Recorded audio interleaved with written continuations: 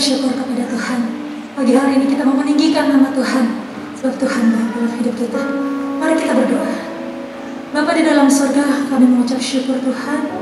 Pagi hari ini kami ada, kami bernafas, kami sehat, kami kuat, semua karena Engkau saja. Pagi hari ini kami rindu mengucap syukur. Pagi hari ini kami rindu meninggikan Engkau Tuhan, sebab Engkau begitu baik dalam hidup kami, sebab Engkau begitu dahsyat dalam hidup kami. Engkau hadir dalam ibadah kami pagi hari ini Tuhan. Engkau memberkati setiap kami yang hadir pada pagi hari ini. Engkau melawat setiap kami yang hadir pada pagi hari ini. Jangan lewatkan satu pun dari kami Tuhan. Kami mau meninggikan nama-Mu. Kami akan mulai ibadah kami dalam nama Yesus. Haleluya. Amin. Puji Tuhan. Dia Allah yang mulia, Dia Allah yang kudus, selalu ada buat kita dimanapun kita, apapun kondisi kita. Haleluya. Terima kasih Tuhan, terima kasih, hanya Engkau yang layak.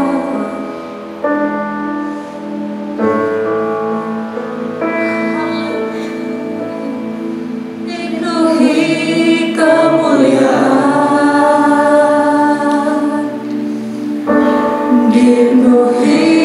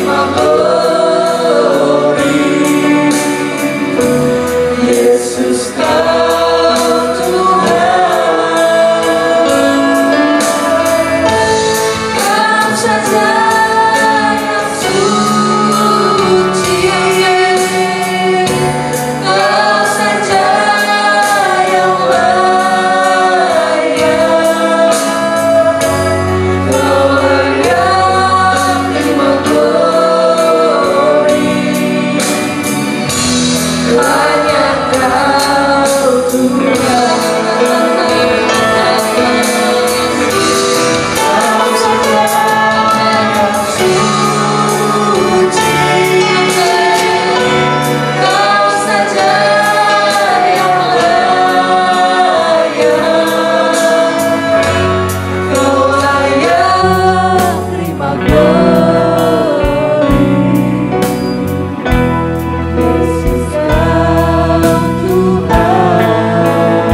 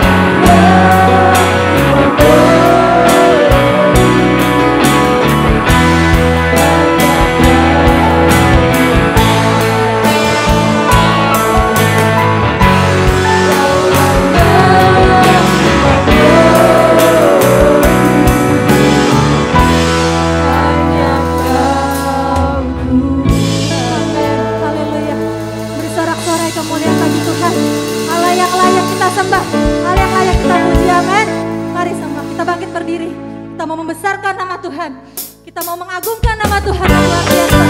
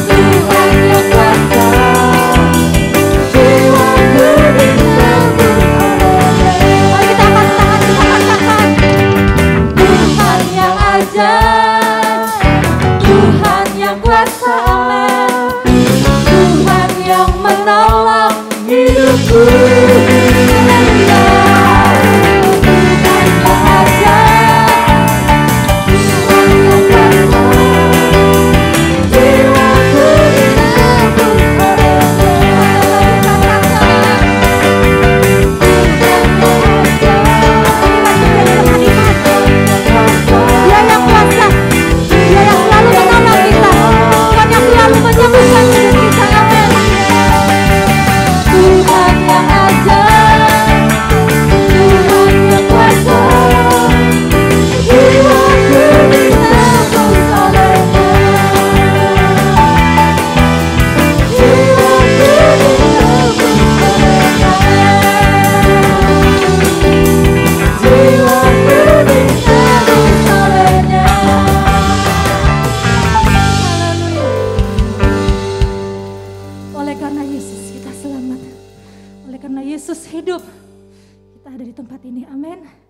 Puji Tuhan, sebab Dia hidup, kita bisa menikmati hari-hari kita. Sebab Dia hidup, ada jaminan buat kita di hari-hari yang akan datang. Haleluya. Kami tidak akan takut Tuhan. Kami tidak akan gentar. Karena kami percaya Kau Yesus yang sudah mati untuk kami. Yesus yang sudah bangkit. Yesus yang hidup untuk kami. Terima kasih. Terima kasih. Kami bersyukur hidup kami karena kemurahan Tuhan. Sebab Dia hidup. Haleluya. Ada hari esok. Sebab Dia hidup. Ku tak gentar, karena ku tahu Dia pegang hari esok. Hidup jadi berarti sebab Yesus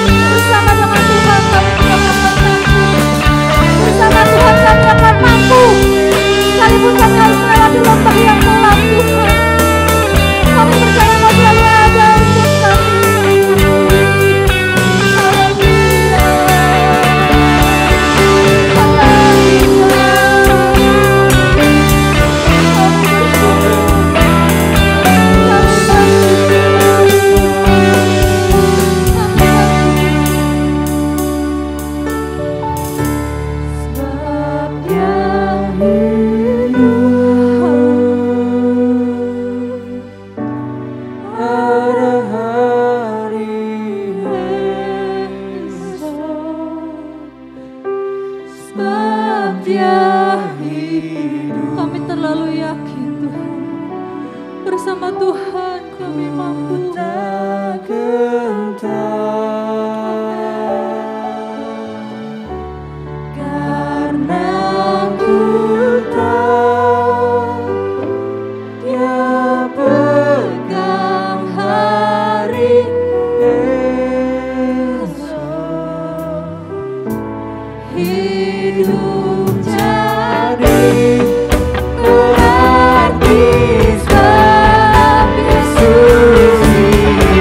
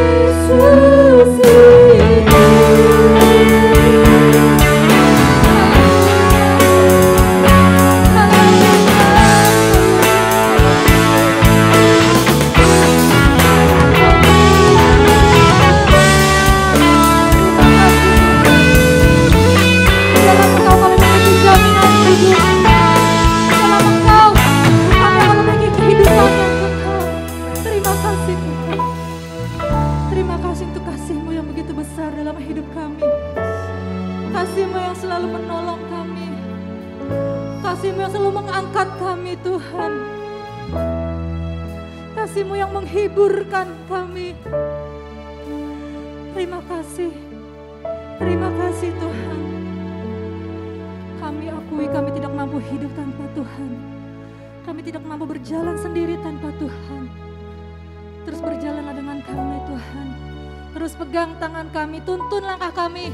Kami terus berjalan dalam kebenaran firman Tuhan.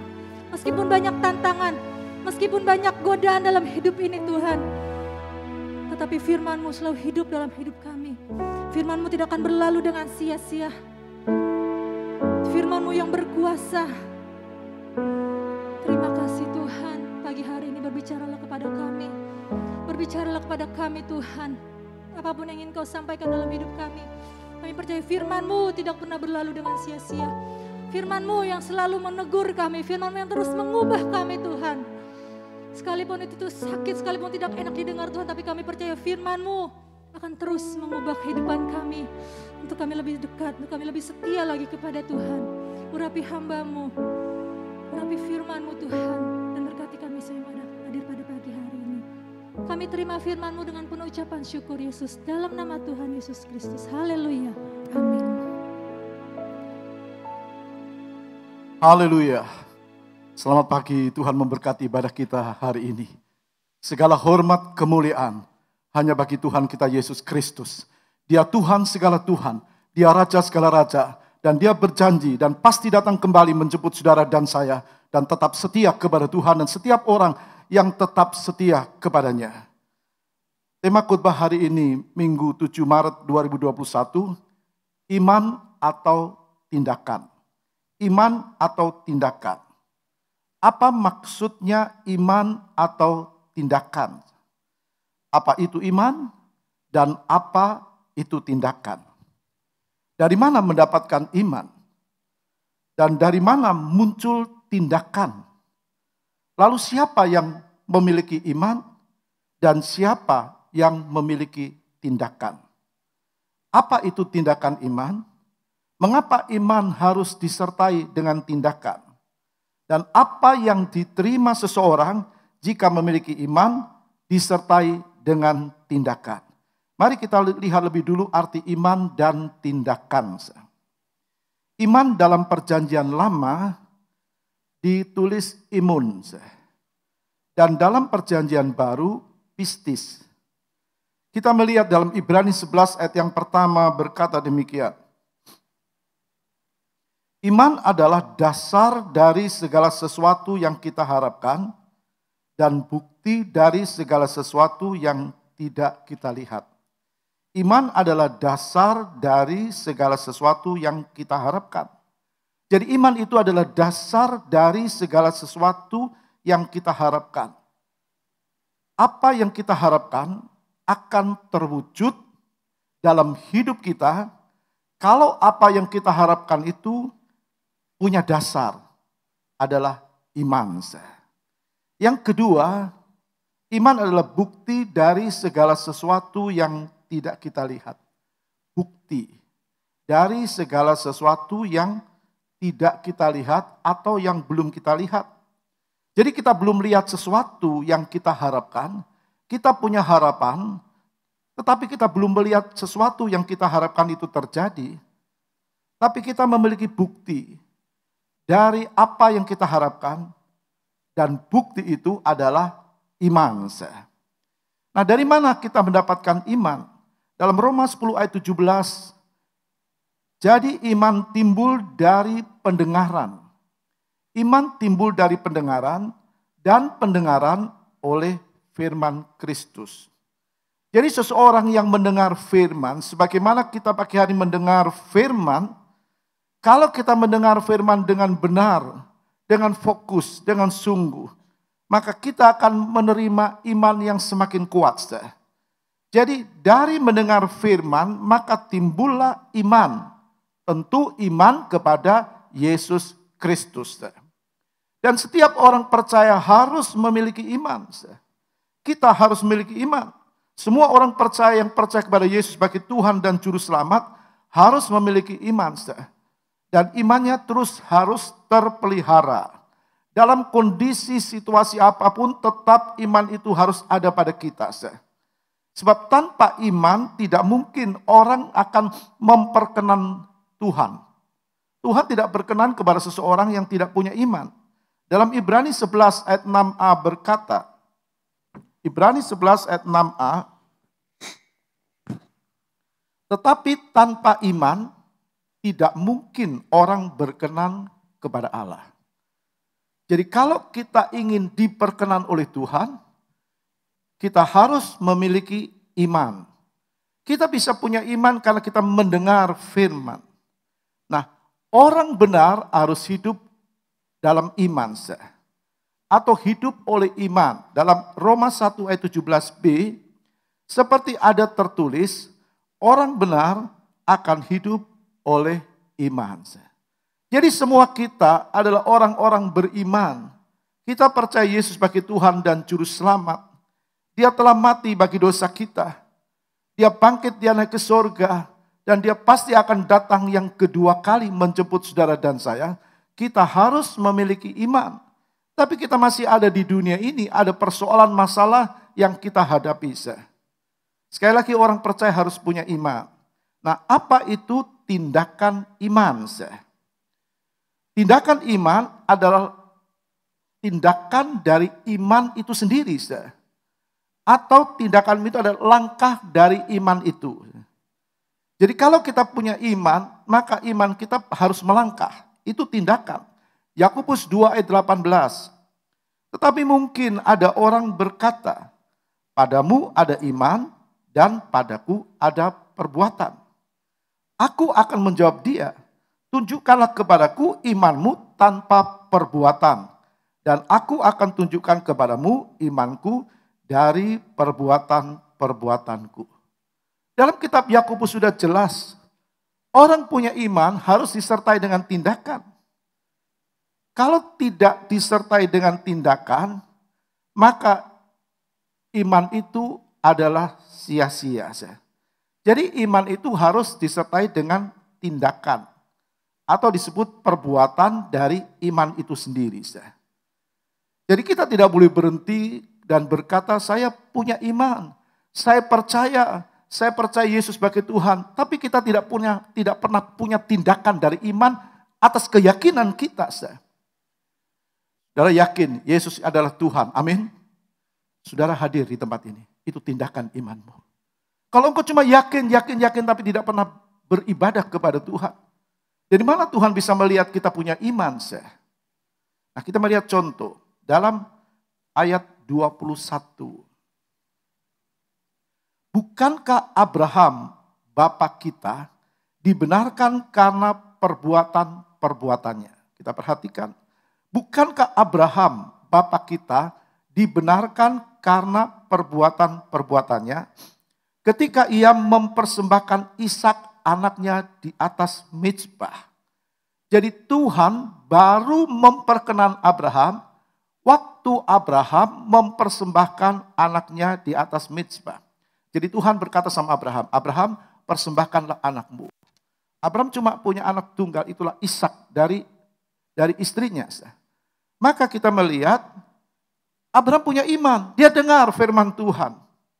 Dia punya tindakan. Jadi kalau ia tidak pergi ke gunung dan menaruh Ishak di atas mezbah, maka Abraham hanya punya iman. Hanya disebut punya iman. Tapi karena dia pergi, dia dengar suara Tuhan, dia imani apa yang Tuhan minta, lalu dia pergi ke gunung, dia naik ke gunung, lalu dia menaruh Ishak di atas mezbah, barulah iman Abraham disertai dengan tindakan. Jadi Tuhan akan memperkenan orang yang punya iman, tapi imannya harus disertai dengan tindakan. Kita percaya sesuatu Tuhan akan beri sama kita. Saudara minta sesuatu sama Tuhan, tapi harus punya keyakinan. Aku yakin aku pasti terima. Keyakinan iman yang kuat itu akan membuat saudara punya tindakan makin dekat dengan Tuhan. Nah, saudara bisa melihat harus ada tindakan iman. Kita baca Yakobus 2 ayat 17. Yakobus 2 ayat 17.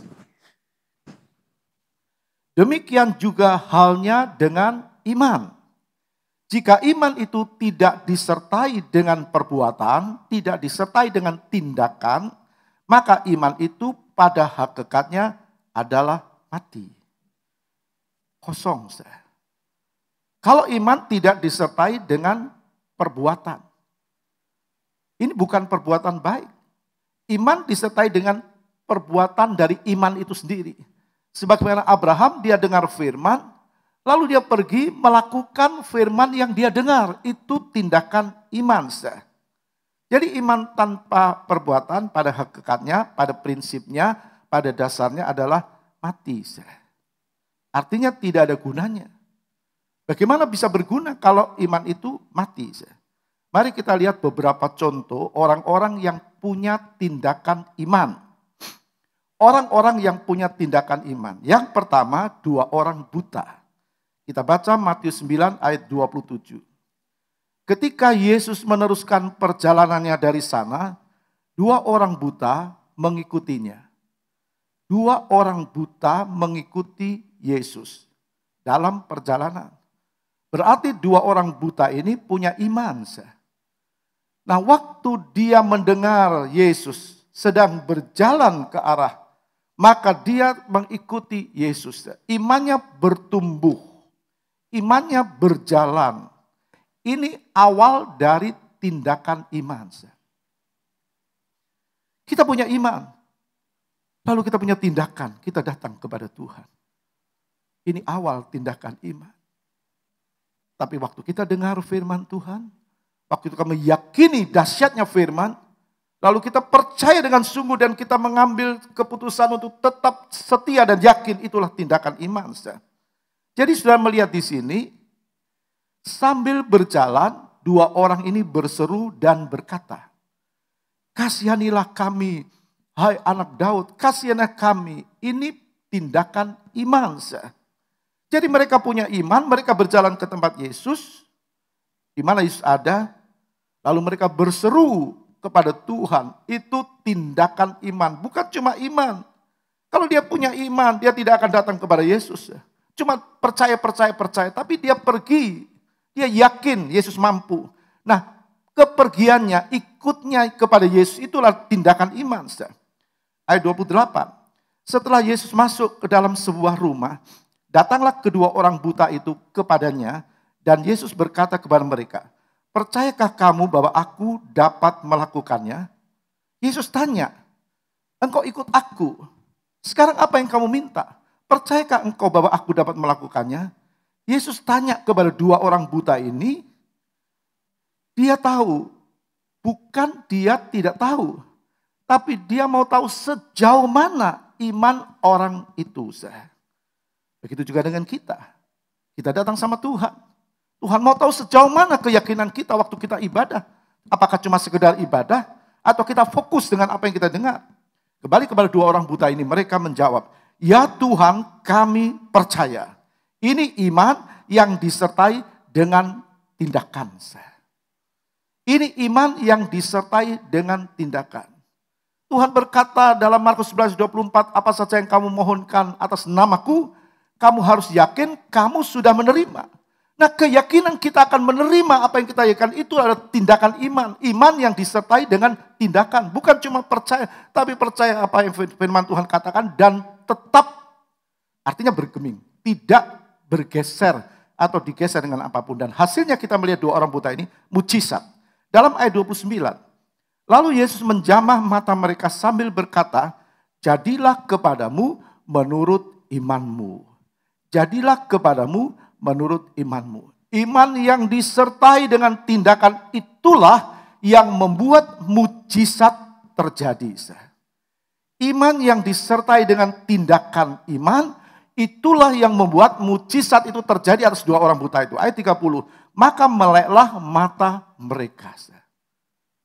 Waktu mereka percaya, ada tindakan dari imannya, maka barulah mereka melek atau melihat. Sekarang kita melihat yang kedua, wanita Kanaan. Dalam Matius 15 ayat 22. Maka datanglah seorang perempuan Kanaan dari daerah itu. Maka datanglah seorang perempuan Kanaan dari daerah itu. Perempuan Kanaan, wanita kafir, bukan bangsa Israel. Datang mencari Tuhan. Dan Tuhan terima kedatangan. Tuhan cinta sekalian orang, Tuhan cinta segala bangsa. Firman Tuhan berkata, karena begitu besar kasih Allah akan dunia ini sehingga dikaruniakan anaknya yang tunggal. Supaya barang siapa percaya kepadanya tidak binasa, melainkan beroleh hidup yang kekal. Jadi datangnya seorang wanita ini menunjukkan imannya kepada Yesus. Dia datang kepada Tuhan, dia memiliki iman, dia berseru begini. Kasihanilah aku ya Tuhan, anak Daud. Karena anakku perempuan kerasukan setan dan sangat menderita. Ia menyebut Yesus itu Tuhan. Artinya dia tahu kepada siapa dia minta pertolongan. Begitu juga dengan kita, apapun yang sedang kita alami, kepada siapa kita minta pertolongan. Kita tahu hanya kepada Yesus. Minta pertolongan hanya kepada Yesus. Harus dengan iman, disertai dengan tindakan. Amin. Beri kemuliaan bagi Tuhan. Imannya mulai disertai dengan tindakan. Akhirnya menggugah hatinya Yesus. Yesus heran. Dia pernah heran dengan iman seorang yang bukan bangsa Israel. Jadi kita bisa melihat ada orang-orang yang bukan Israel. Yesus diutus kepada orang Israel pada waktu itu. Tapi bangsa Israel menolak dia. Nah kita bisa melihat membandingkan ada orang-orang lain bukan Israel datang. Itu berarti kalau kita tidak maju iman kita di dalam Tuhan, maka kita akan ketinggalan orang lain yang dulu tidak percaya Tuhan bisa datang sama Tuhan. Oleh karena kita harus tetap setia dan makin setia. Jadi kita lihat perempuan ini, dia berkata, kasihanilah aku ya Tuhan. Dia sadar, dia bukan wanita Israel. Dia bangsa kafir. Dia mohon belas kasihan Tuhan. Nah imannya mulai disertai dengan tindakan. Imannya mulai disertai dengan tindakan. Nah seruan yang dia sampaikan ini menggugah, menggetarkan hatinya Yesus. Jadi Yesus pernah heran kalau kita lihat dalam Lukas 7 ayat 9. Setelah Yesus mendengar perkataan itu, ia heran akan dia dan sambil berpaling kepada orang banyak yang mengikuti dia, ia berkata, aku berkata kepadamu, iman sebesar ini tidak pernah aku jumpai sekalipun di antara orang Israel. Jadi saudara, firman Tuhan pasti digenapi. Yesus heran. Bukan Yesus tidak tahu, tapi Yesus mau menunjukkan keheranannya. Orang Israel dikatakan tidak memiliki iman sebesar orang ini dalam Lukas 7 ayat 9. Itu berarti firman Tuhan digenapi, orang yang dikatakan dahulu akan menjadi terkemudian, yang terkemudian akan menjadi yang terdahulu. Artinya apa? Ada orang-orang yang sudah percaya tapi kemudian tertinggal karena tidak mau maju. Kembali dalam firman Tuhan, kapan Yesus heran? Waktu Yesus mendengar keyakinan perwira itu akan kuasa perkataan Yesus. Ayat 7b. Katakan saja sepatah kata, maka hambaku itu akan sembuh. Jadi iman dia percaya hambanya pasti sembuh. Kalau Yesus mengatakan firman, kita mendengar firman-Nya pagi hari ini. Dan kita yakin apa yang kita butuhkan pasti ditolong Tuhan. Amin. Beri tepuk tangan bagi Tuhan. Jadi iman yang benar itu yang Tuhan mau. Dan iman itu juga harus diuji. Kembali kepada wanita Kanaan tadi. Dia diuji imannya, dia lolos. Dia percaya Tuhan tolong anakku perempuan yang dirasuk setan. Sesudah dia diuji, kemudian diuji imannya, dia diuji kesabarannya. Ayat 23. Tetapi Yesus sama sekali tidak menjawabnya. Minta tolong, mohon, minta pertolongan. Tidak dijawab. Sudah datang dengan keyakinan, dengan merendahkan diri, mohon belas kasihan, tapi diacuhkan. Bagaimana perasaan wanita ini? Bagaimana perasaan saudara apabila seperti wanita ini? Sakit hati, berhenti, lalu pulang kembali ke tempatnya. Tidak. Wanita ini kita bisa melihat dia tetap percaya. Walaupun sepertinya permohonan wanita ini tidak ada artinya bagi Yesus. Tidak dijawab, diacuhkan seperti tidak ada arti. Apa benar tidak berarti bagi Yesus? Tidak. Tetap berarti. Tuhan tidak melihat siapa kita, apa asal kita, tingkat sosial ekonomi kita, latar belakang kita. Tapi dia mau lihat iman kita, amin. Itu yang Tuhan mau. Justru imannya mengherankan Yesus. Benar berarti perkataan wanita ini. Imannya mengherankan Yesus. Tapi mengapa Yesus membiarkan dengan tidak menjawab sepatah kata pun? Kenapa? Karena Tuhan sedang menguji kesabarannya. Kadang-kadang Tuhan uji kesabaran kita. Kita punya iman, seringkali kita berkata, Tuhan aku kan punya iman, kenapa tidak didengar? Kadang Tuhan uji kesabaran kita. Murid-murid yang tidak mengerti hatinya Tuhan justru minta Tuhan untuk menyuruh wanita itu pergi. Kalau sudah baca dalam ayat selanjutnya. Suruh dia pergi Tuhan. Dari tadi dia berteriak-teriak mengganggu kita. Ayat 30, ayat 23b. Ayat 23b. Suruhlah ia pergi, ia mengikuti kita dengan berteriak-teriak. Ini ucapan murid-murid Tuhan. Pertanyaan kita, apa Tuhan Yesus terpengaruh dengan permintaan murid-muridnya? Kalau dilihat Yesus tidak katakan dia tidak menjawab seperti mengabaikan pertanyaan permohonan wanita itu. Lalu murid-murid berkata, kalau begitu suruh dia pergi. Kan klop. Apa Yesus terpengaruh? Tidak. Bukankah wanita ini sudah didiamkan oleh Tuhan? Kenapa Tuhan tidak menuruti permintaan murid-muridnya? Karena permintaan murid-muridnya bukan hatinya Tuhan. Karena permintaan murid-muridnya bukan hatinya Tuhan.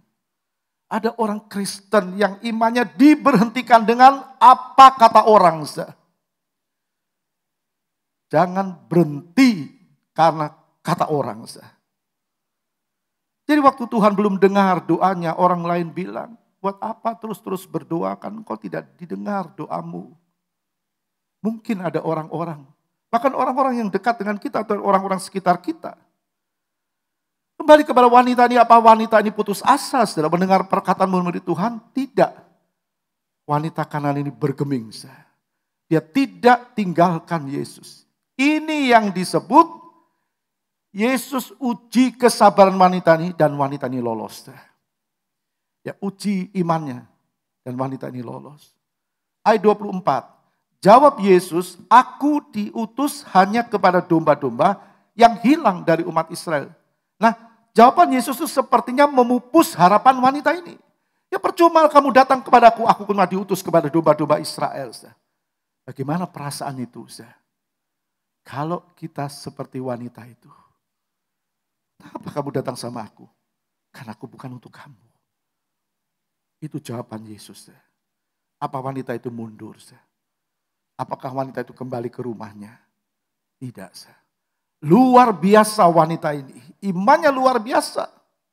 Kenapa bisa seperti itu? Karena imannya disertai dengan tindakan. Dia tahu Yesus punya kuasa.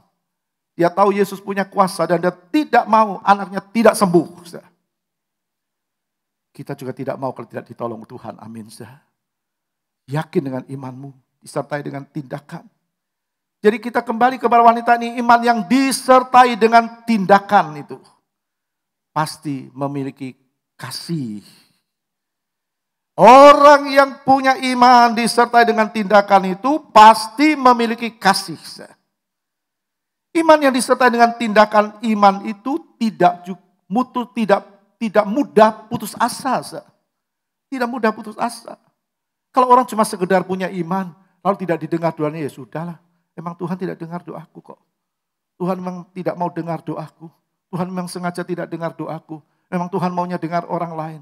Iman yang tidak punya tindakan. Tapi kalau iman disertai dengan tindakan tidak mudah putus asa. Lihat jawaban wanita ini ayat 25. Tetapi perempuan itu mendekat. Sudah dicuai tetap dekat. Itu iman disertai dengan tindakan. Tetapi perempuan itu mendekat dan menyembah dia. Menyembah sambil berkata, Tuhan tolonglah aku. Dia tahu tidak ada yang lain yang mampu menolong dia kecuali Yesus. Maka dia datang tersungkur menyembah dia. Imannya begitu besar, imannya terus bertumbuh. Walau alami cercaan, ketidakpedulian dan sebagainya. Ini iman yang disertai dengan tindakan. Coba kita baca ayat 26. Tetapi Yesus menjawab, tidak patut mengambil roti yang disediakan bagi anak-anak dan melemparkannya kepada anjing. Nah, sekarang sudah bisa mengerti. Wanita ini datang menyembah, sujud. Tuhan, tolonglah aku, tolonglah anakku. Dia mengatakan kepada Yesus, aku manusia. Tolonglah aku, tolonglah anakku. Tapi Yesus berkata, tidak patut memberikan roti kepada anjing. Bagaimana perasaan seorang, kita bisa melihat orang yang punya iman disertai dengan tindakan. Dia harus merelakan harga diri. Amin, bertepuk tangan bagi Tuhan. Kalau mau ditolong Tuhan, jangan gengsi sama Tuhan. Harus punya hati yang rendah di hadapan Tuhan. Tidak patut mengambil roti yang disediakan bagi anak-anak dan melemparkannya kepada anjing. Bukan cuma diberi, dilempar. Jadi iman yang disertai dengan tindakan itu membuat imannya semakin kuat dan tidak tergoyahkan. Ayat 27. Kata perempuan itu, benar Tuhan, namun anjing itu makan remah-remah yang jatuh dari meja tuannya. Ini bukan berarti dia lalu menanggapi waktu Yesus berkata, tidak patut memberikan roti, melemparkannya kepada anjing. Lalu dia berkata, memang Tuhan anjing itu makan remah-remah. Tidak. Dia berkata, Tuhan anjing ini makan roti, remah-remah roti. Luar biasa. Orang yang rendah hati pasti diberkati Tuhan. Amin. Beri tepuk tangan bagi Tuhan. Orang yang rendah hati menggetarkan hatinya Tuhan. Dia bisa menjawab seperti itu karena dia tahu hatinya Tuhan. Dia dikatakan anjing, tapi dia berkata, ya Tuhan, tapi toh anjing itu layak menerima remah-remah. Iman yang disertai dengan tindakan itu menerima apa yang Yesus katakan, taat.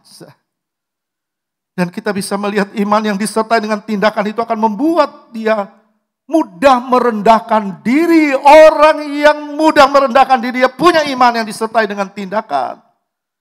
Dia tidak gampang tersinggung. Tidak gampang tersinggung. Waktu Tuhan dengar ucapan wanita itu. Ayat 28. Maka Yesus menjawab dan berkata kepadanya. Kapan Yesus menjawab? Waktu wanita ini berkata, aku anjing Tuhan.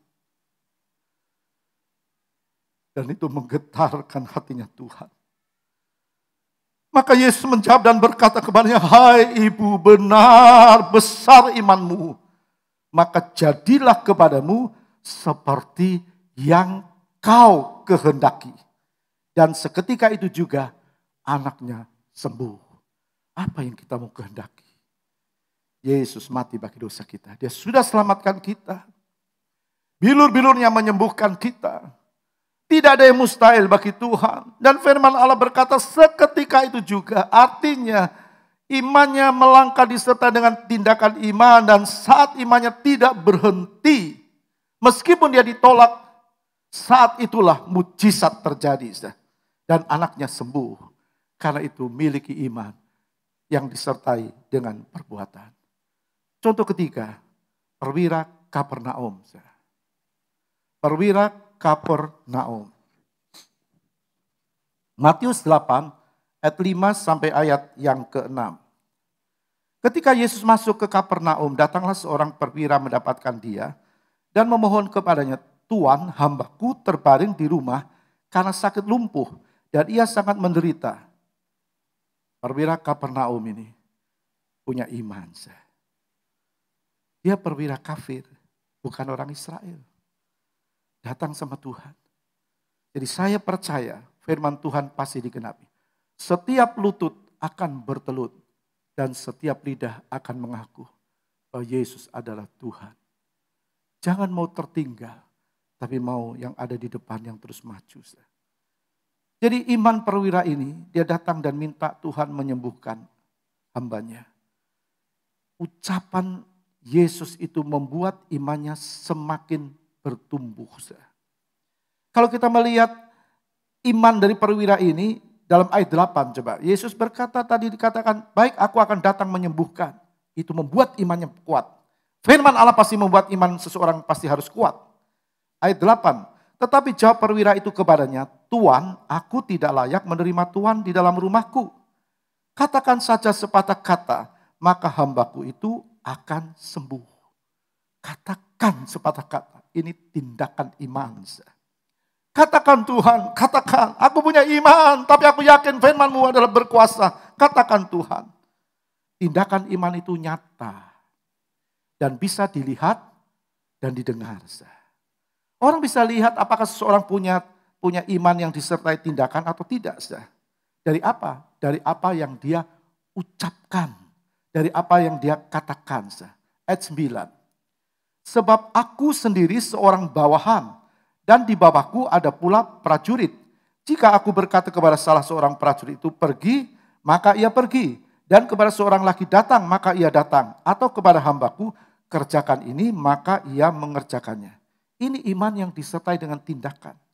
Jadi perwira Kapernaum ini menggambarkan imannya, dia gambarkan imannya kepada Yesus itu yang disertai dengan tindakan itu seperti seorang atasan kepada bawahan. Atau seperti perintah seorang atasan kepada bawahannya. Kita mesti mengerti. Kalau atasan perintah kepada bawahannya, pasti bawahannya akan mengerjakan. Jadi dia sadar, dia tahu.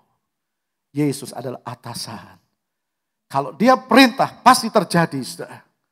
Kita lihat angin ribut. Waktu Yesus berdiri, diam, teduhlah. Maka angin itu menjadi teduh. Apa yang mengguncangkan kita hari-hari ini? Kekhawatiran apapun yang mengguncangkan kita. Ada Tuhan yang sanggup, amin. Ada Tuhan yang memberikan pertolongan. Jadi saudara lihat ayat 10 sekarang. Setelah Yesus mendengar hal itu, heranlah ia dan berkata kepada mereka yang mengikutinya, aku berkata kepadamu, sesungguhnya iman sebesar ini tidak pernah aku jumpai pada seorang pun di antara orang Israel. Jadi iman yang disertai dengan tindakan itu selain membuat orang itu taat kepada firman, membuat tindakan imannya menarik hatinya Tuhan. Dan hasilnya pasti mujizat. Iman disertai tindakan pasti mujizat. Ayat 13. Lalu Yesus berkata kepada perwira itu, pulanglah dan jadilah kepadamu seperti yang engkau percaya. Seperti imanmu. Pada saat itu juga sembuhlah hambanya.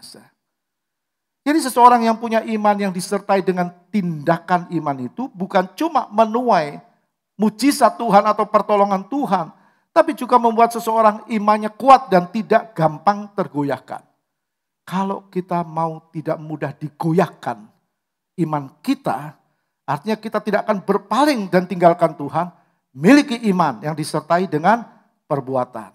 Ayat 11 berkata, aku berkata kepadamu, banyak orang akan datang dari timur dan barat dan duduk makan bersama-sama dengan Abraham, Ishak dan Yakub di dalam kerajaan Allah. Artinya banyak orang seperti wanita Kanani. Sekali lagi, Yesus berkata, setelah Yesus berkata, jadilah ibu seperti imanmu. Maka dia berkata, aku berkata kepadamu, kepada orang banyak waktu itu. Banyak orang akan datang dari timur dan dari barat dan duduk makan bersama-sama dengan Abraham, Ishak dan Yakub di dalam kerajaan surga. Artinya diselamatkan. Itu artinya ada banyak orang akan seperti wanita ini. Dulu tidak percaya, jadi percaya. Dulu tidak yakin, semakin yakin. Yakin, datang, punya iman, disertai dengan tindakan. Nah kalau firman Tuhan ini sedang digenapi dan terus digenapi, tapi kita anak-anak Tuhan tidak mau maju, kita akan ketinggalan. Firman Tuhan pasti digenapi. Sekarang kita lihat yang keempat, perempuan pendarahan. Markus 5 ayat 25. Adalah di situ seorang perempuan yang sudah 12 tahun lamanya menderita pendarahan. Kita bisa membayangkan bagaimana keadaan fisiknya dengan 12 tahun menderita pendarahan. Ayat 26 kita baca. Ia telah berulang-ulang diobati oleh berbagai tabib, sehingga telah dihabiskannya semua yang ada padanya, namun sama sekali tidak ada faedahnya. Malah sebaliknya keadaannya makin memburuk. Sudah usaha, tapi tidak berhasil.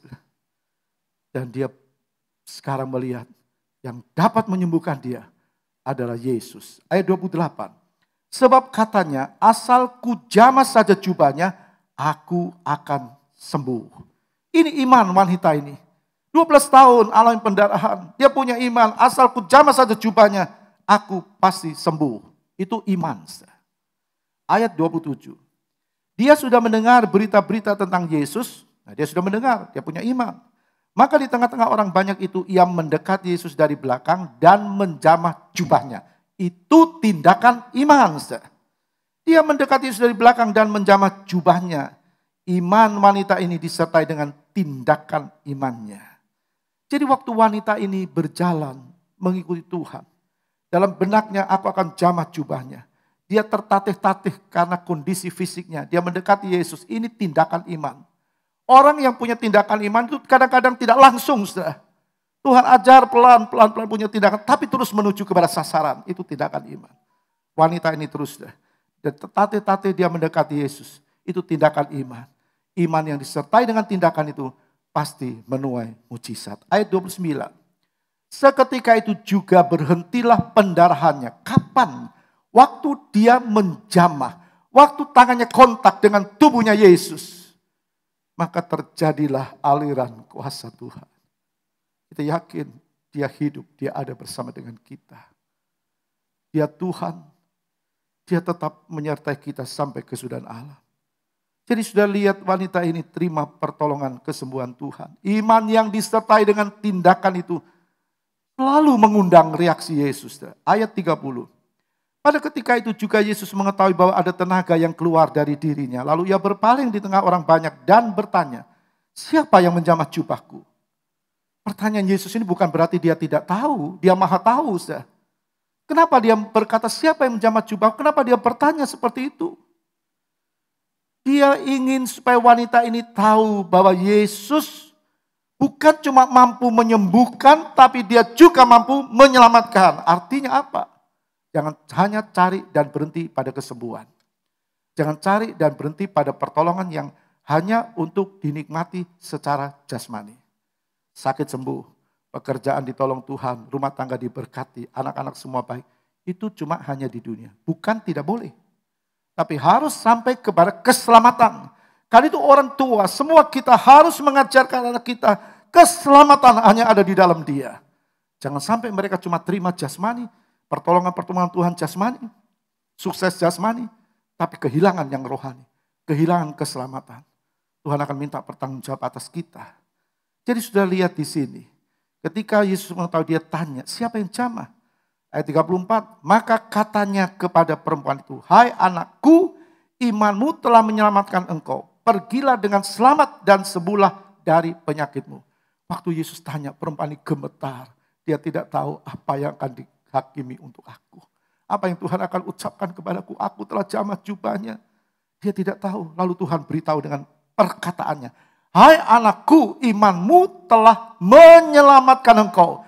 Jadi yang Tuhan mau, dia sertai kita, dia turun ke dalam dunia. Dia mau supaya semua orang, kita juga diselamatkan. Amin. Itu yang Tuhan mau. Tapi juga Tuhan akan berikan pertolongan yang lain. Carilah kerajaan Allah dan kebenarannya. Maka sekaliannya akan aku tambahkan kepadamu. Jadi iman yang disertai dengan tindakan iman selalu menuai mujizat. Pasti menuai mujizat. Dua orang buta memiliki iman, disertai dengan tindakan, maka mujizat terjadi. Wanita Kanani atau Kanaan punya iman, disertai dengan tindakan dan anaknya sembuh.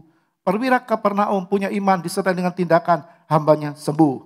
Perempuan yang katakan 12 tahun pendarahan, dia punya iman disertai dengan tindakan, hasilnya mujizat, dia sembuh. Mujizat masih ada sampai hari ini. Amin. Mujizat masih ada sampai hari ini. Waktu kita bangun tidur, buka mata, mujizat. Mujizat yang pertama adalah keselamatan jiwa, itu nomor 1. Tapi mujizat selanjutnya, kita bisa menghirup udara. Mujizat. Kita bisa bayangkan orang-orang yang alami sulit bernafas di rumah-rumah sakit. Harus pakai oksigen. Berapa banyak biaya. Dan kesulitan-kesulitan yang dia alami. Tapi kalau kita bangun dan kita bisa bernafas, kita muliakan Tuhan dalam hidup ini, amin. Kita bersyukur, itu karena Tuhan. Karena kebaikan Tuhan. Karena kemurahan Tuhan. Kita bisa berjalan juga karena kemurahan Tuhan. Kita bisa makan dan merasakan enaknya makanan juga karena kemurahan Tuhan. Apapun yang kita hadapi, alami, itu karena kemurahan Tuhan. Jadi mujizat masih ada sampai hari ini. Kenapa? Yang pertama, karena yang punya mujizat masih ada dan tidak berubah. Ibrani 13 ayat 8. Yesus Kristus tetap sama baik kemarin maupun hari ini dan sampai selama-lamanya.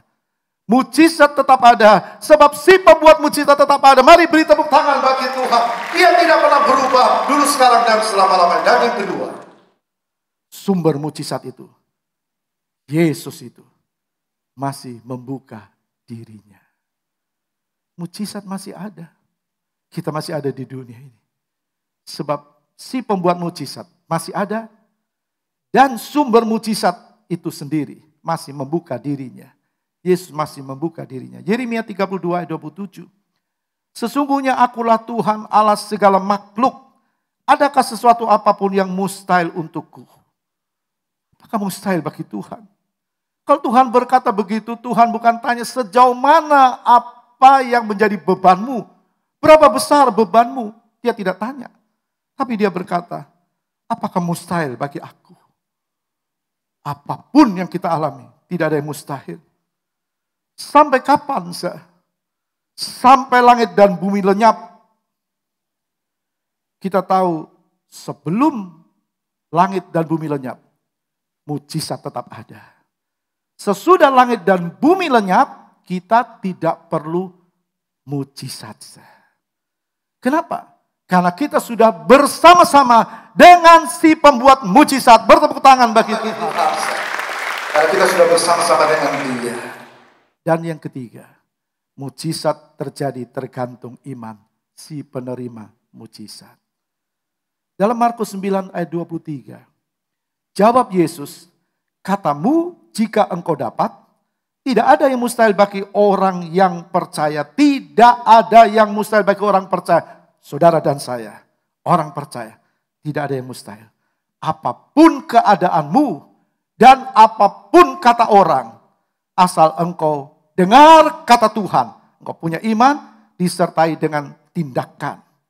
Markus 5 ayat 22 sampai 23. Iman Yairus. Datanglah seorang kepala rumah ibadat yang bernama Yairus. Ketika ia melihat Yesus, tersungkurlah ia di depan kakinya dan memohon dengan sangat kepadanya.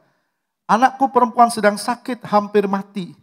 Datanglah kiranya dan letakkanlah tanganmu atasnya, supaya ia selamat dan tetap hidup. Imannya luar biasa. Coba saya perhatikan kalimat yang saya ulangi. Firman Tuhan berkata, anakku perempuan sedang sakit, hampir mati.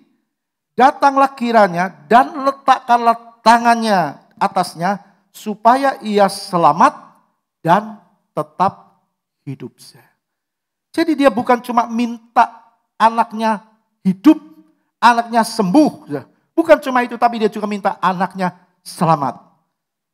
Kita tahu ini perwira. Ini dikatakan iman Yairus. Ini Yairus, kepala rumah ibadat. Berarti dia selalu ibadat. Kita juga ibadat. Apakah kita juga minta Tuhan tolong selamatkan anak-anakku? Bukan cuma jasmani, rohani. Kita mau berkumpul di sana bersama dengan seluruh keluarga. Jadi jangan takut apa kata orang. Jangan takut apa kata orang. Perhatikan ayat 35. Ketika Yesus masih berbicara, datanglah orang dari keluarga kepala rumah ibadat itu dan berkata, anakmu sudah mati. Apa perlunya lagi engkau menyusah-nyusahkan guru? Jangan takut. Dikatakan apa kata orang, karena masih ada apa kata Yesus. Firman Tuhan berkata, waktu Yesus masih bicara, datanglah orang dari keluarga kepala rumah ibadat dan berkata, anakmu sudah mati, apa perlunya lagi engkau menyusah-nyusahkan guru? Itu yang dia dengar. Jangan takut apa kata orang. Karena masih ada apa yang Tuhan katakan. Ayat 36. Tetapi Yesus tidak menghiraukan perkataan mereka dan berkata kepada kepala rumah ibadat. Jangan takut, percaya saja. Jangan takut, percaya saja. Dengan kata lain, jangan takut, ada aku, percaya saja kata Yesus. Dan benar anaknya sembuh. Kita juga melihat iman 10 orang kusta. Dalam Lukas 17, 12-13. Ketika ia memasuki suatu desa, datanglah 10 orang kusta menemui dia. Mereka tinggal berdiri agak jauh dan berteriak, Yesus guru kasihanilah kami. Ini iman dari ke 10 orang kusta. Ayat 14. Lalu ia memandang mereka dan berkata, pergilah perlihatkanlah dirimu kepada imam-imam. Jadi artinya Yesus mau mereka memiliki iman yang disertai dengan tindakan. Waktu mereka datang kepada Tuhan minta disembuhkan, Yesus bilang sekarang pergi tunjukkan dirimu kepada para imam.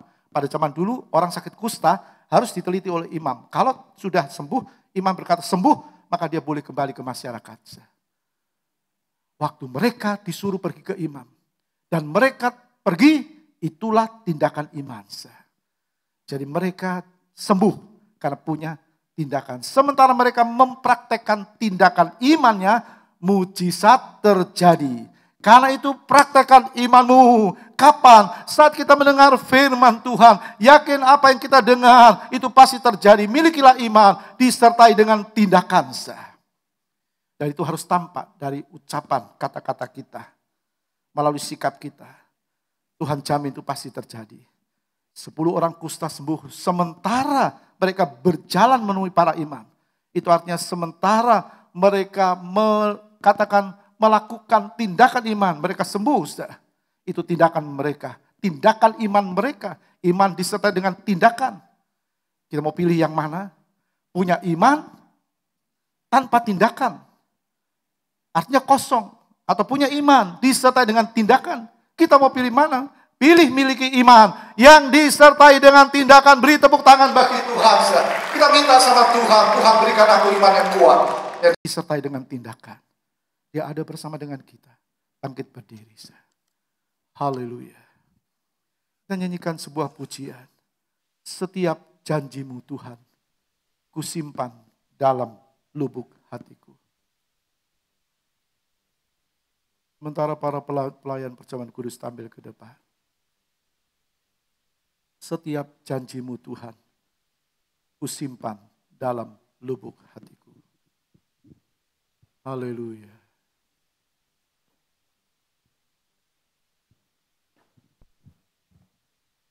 Mari sama-sama kita bangkit berdiri dan nyanyikan pujian dengan keyakinan. Setiap janjinya Tuhan, itu untuk siapa? Untuk kita orang yang percaya. Setiap janjimu Tuhan, kusimpan dalam lubuk hatiku. Setiap janjimu Tuhan, kusimpan dalam lubuk hatiku. Lewati setiap masalah. Lewati setiap masalah, setiap tetes air mata dalam hidupku.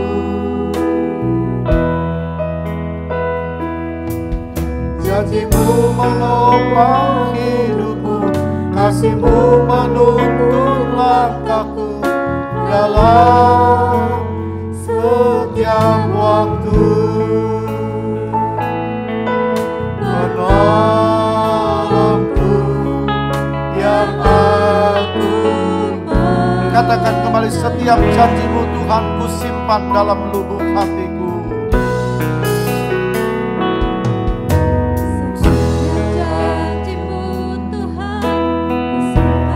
Berita muda Haniel akan berdoa.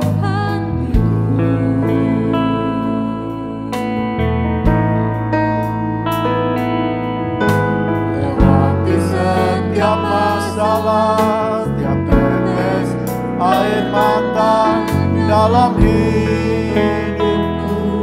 Berita muda Haniel Yuwono berdoa.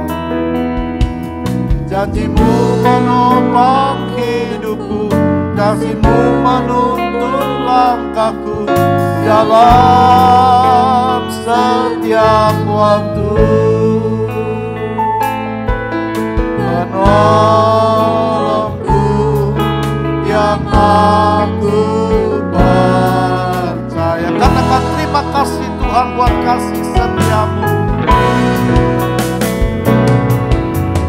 Terima kasih, kasih setiamu. Penyertaanmu sempurna, tak pernah terlambat menolongku.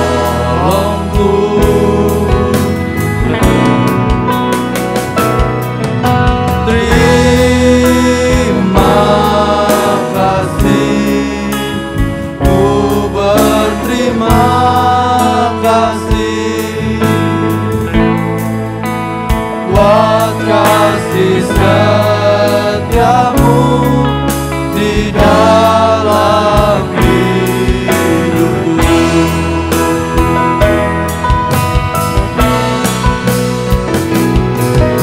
Terima kasih buat kasih setiamu,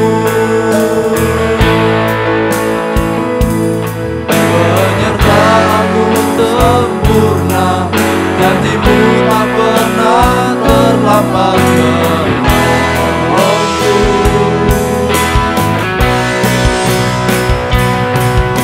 Terima kasih, ku berterima kasih buat kasih setiamu di dalam hidupku. Terima kasih Tuhan. Haleluya, haleluya.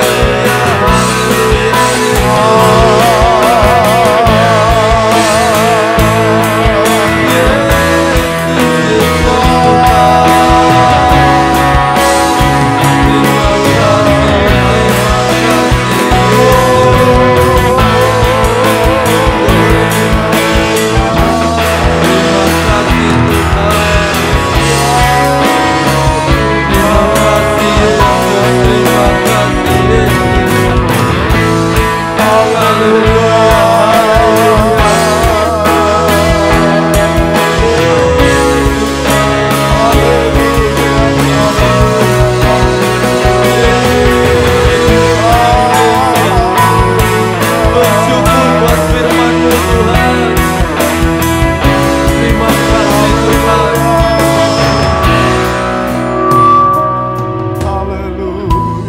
Terima kasih Tuhan. Bersyukur buat firman-Mu Tuhan. Bersyukur buat apa yang kami dapat pagi hari ini Tuhan. Karena iman kami timbul saat kami mendengarkan firman-Mu Tuhan. Dan biarlah iman itu tidak hanya sekedar menjadi pengetahuan kami Tuhan, tapi kami menghidupi firman itu Tuhan. Kami boleh melakukannya dengan tindakan-tindakan iman kami Tuhan. Biarlah iman itu menuntun kami untuk kami dapat mengerti hati-Mu Tuhan. Dapat semakin percaya terhadap Engkau Tuhan. Dapat semakin mengerti atas setiap rencana-Mu dalam kehidupan kami Tuhan. Terima kasih Tuhan. Engkau berkati Bapak Gembala yang sudah menyampaikan firman. Biarlah melalui hamba-Mu ini kami terus digembalakan dan didewasakan Tuhan. Kami juga bersyukur buat tubuh dan darah-Mu yang sudah Kau curahkan Tuhan. Dan biarlah kami bisa menerima tubuh dan darah-Mu dengan hati yang kudus Tuhan. Terima kasih Bapa. Terima kasih Yesus dalam berkat nama Tuhan Yesus Kristus. Haleluya. Amin. Setiap janji. Setiap janji-Mu Tuhan bersinar dalam hidup.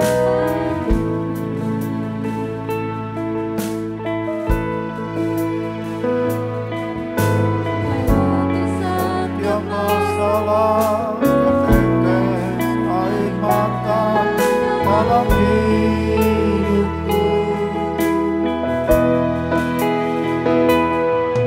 Janji-Mu menopang hidupku.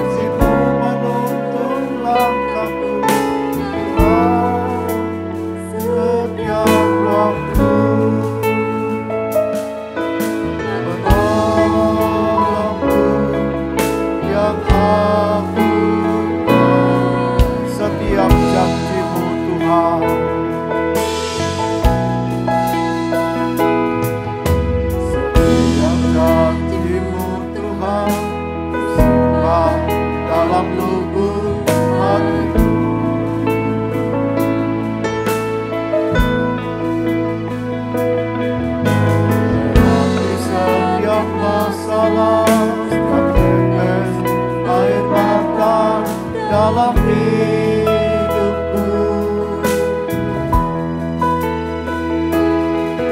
Janjimu menopang hidupku, kasihmu menuntun langkahku dalam setiap waktu. Menolongku yang aku percaya. Terima kasih Tuhan. Terima kasih buat kasih setiamu. Penyertaanmu sempurna, janjimu tak pernah terlambat. Menolongku.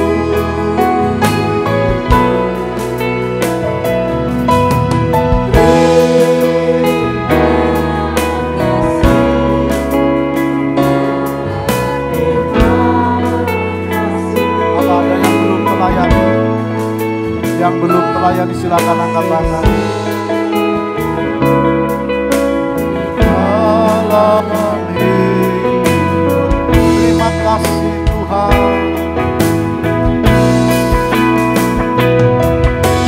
Terima kasih buat kasih setiamu. Sekali lagi, siapa yang belum terlayani silakan angkat tangan. Tak terlambat menolongku.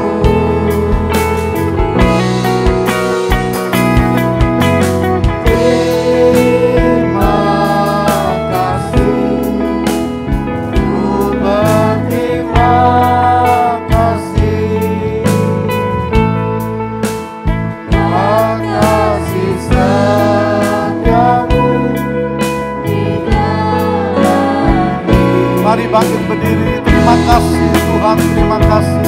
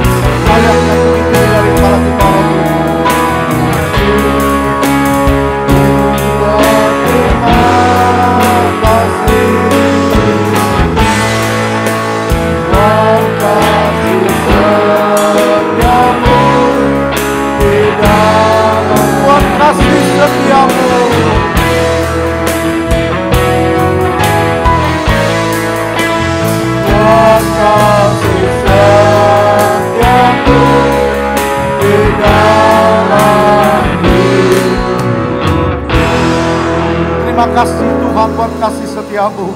Terima kasih buat korbanmu Tuhan. Engkau rela mati bagi dosa kami. Kami selamat karena kami beriman kepadamu. Terima kasih Tuhan, terima kasih. Terima kasih Bapa yang baik, Engkau berikan anakmu yang tunggal Yesus Kristus buat kami. Terima kasih Tuhan, terima kasih. Dan ketika mereka sedang makan, Yesus mengambil roti, mengucap berkat, memecah-mecahkannya lalu memberikannya kepada murid-muridnya dan berkata, ambillah, makanlah, inilah tubuhku. Kita makan tubuh Tuhan dengan iman dalam nama Bapa, Anak dan Roh Kudus, Tuhan Yesus Kristus. Haleluya.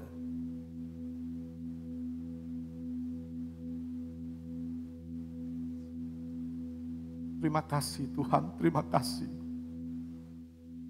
Terima kasih Yesusku, terima kasih Tuhan, terima kasih.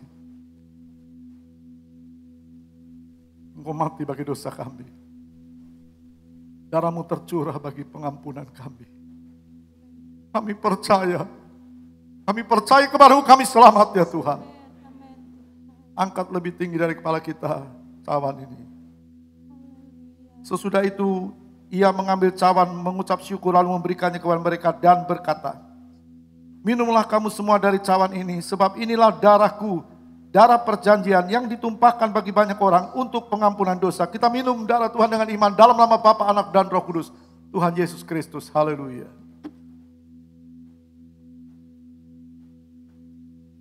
Terima kasih Tuhan, terima kasih. Tidak ada korban yang sempurna kecuali korban-Mu. Tidak ada kasih yang besar kecuali kasih-Mu. Kami mau tetap beriman kepada-Mu. Dan kami mau memiliki iman yang disertai dengan tindakan iman. Kami mau tetap setia kepada-Mu. Berkati umat-Mu, berkati anak-anak-Mu. Lindungi mereka semua Tuhan. Lindungi kami Bapa. Segala hormat kemuliaan hanya bagi Tuhan. Sekarang saudaraku yang dikasih Kristus, kita pulang dengan bawa berkat Allah Bapa, kasih sayang Yesus Kristus, dan persekutuan di dalam Roh Kudus, yaitu di dalam nama Tuhan Yesus Kristus. Pagi hari ini sampai Maranatha, Tuhan Yesus datang yang kedua kali. Semua yang percaya katakan amin.